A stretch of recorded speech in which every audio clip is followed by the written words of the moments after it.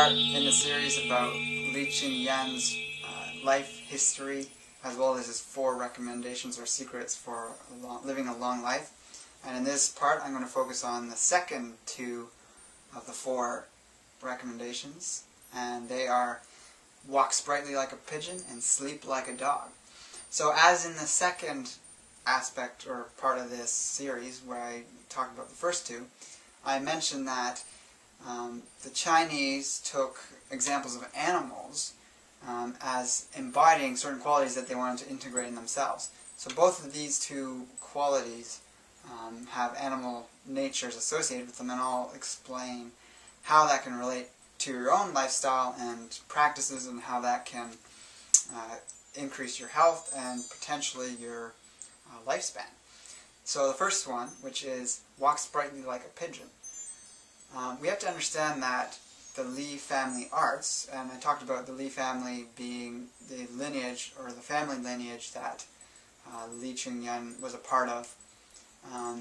They have a variety of internal martial arts, Qigong and other health practices that they carried on and evolved and practiced within their tradition.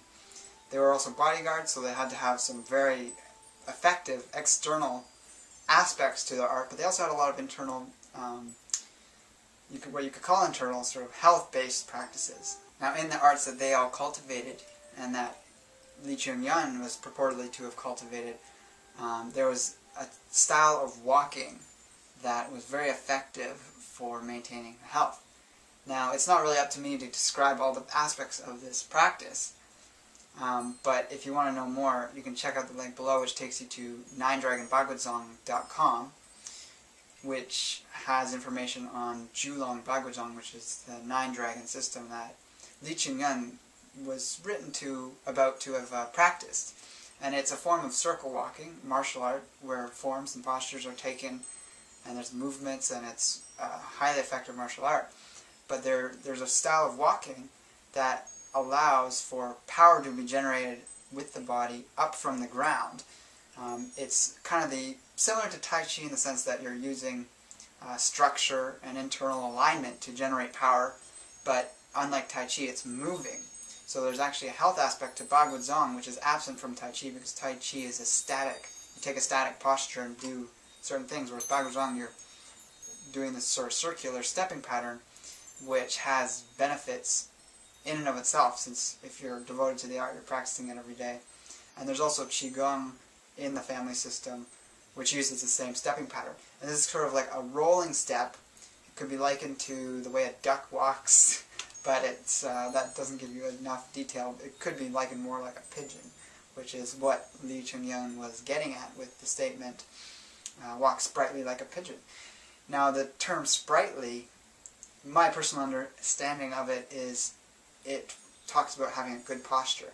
Now, in the art Julong Baguazhong, they don't walk like a pigeon in the sense that they're bobbing their head, but they do have amazing posture and perfect alignment of the spine, lining the shoulders up with the hips, the ears with the shoulders, and this creates room for the organs to move and stay in their proper posture. So, you know, there's a lot of people that work long hours at a desk or other situations where they get slumped and have to hold all these weird postures, or they don't have to, but they end up holding these, and taking time off with a practice, which doesn't necessarily have to be this art or this system of Bagua, but it could be, you know, using the Alexander technique or some form of dance. You know, ballet, you see ballerinas and they have amazing posture. It's very upright, it's almost stick-like. Now, the key to this is you don't want to be rigid and tense. It's a very relaxed posture. I'm sort of holding it now, as you can see, and it's very relaxed. You feel expansive and slightly elevated. You feel almost like something at the tip of your head pulling you upwards, and but you also feel rooted at the same time and grounded. And it's very relaxing. Everything's opened up. Your joints can be fluid in this way. And when you're walking in this way, with the proper stepping pattern, there are enormous numbers of health benefits. But again, if you're interested in that specific style, I'd recommend checking out that link. So also just the fact that walking on a regular basis has profound health benefits. It was said that Li took long walks every day for up to an hour, Whether he was doing a practice at this time or not, I'm not sure, but using your legs for what they were designed to use and what we really have evolved over time to use is quite effective for your overall health. You know, it keeps your heart functioning properly, it keeps all your blood vessels open and nutrients and energy and all these other factors circulating around your body.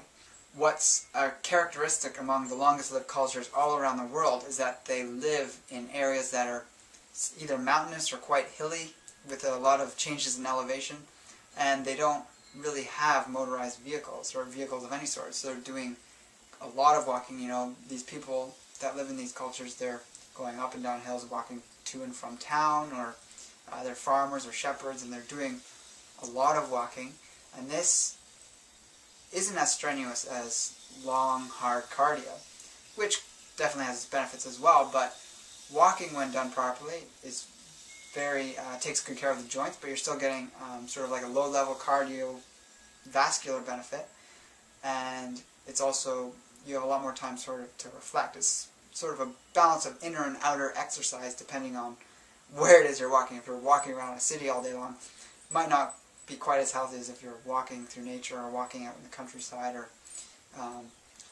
doing your errands on foot and you live in a smaller town. So Lee's last principle or secret to living a long, vibrant, and healthy life is to sleep like a dog.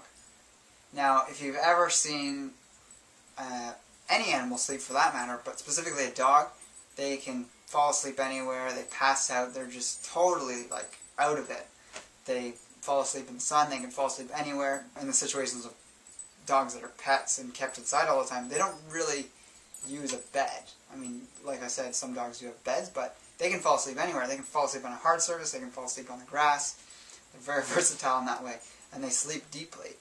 So there's not too much to say about this principle, but my feeling about it is that Lee recommends, obviously, sleeping on a regular basis, getting your full 7 to 9 hours. 8 is really the ideal on a daily basis, and being able to be completely passed out and in a deep sleep when this is happening.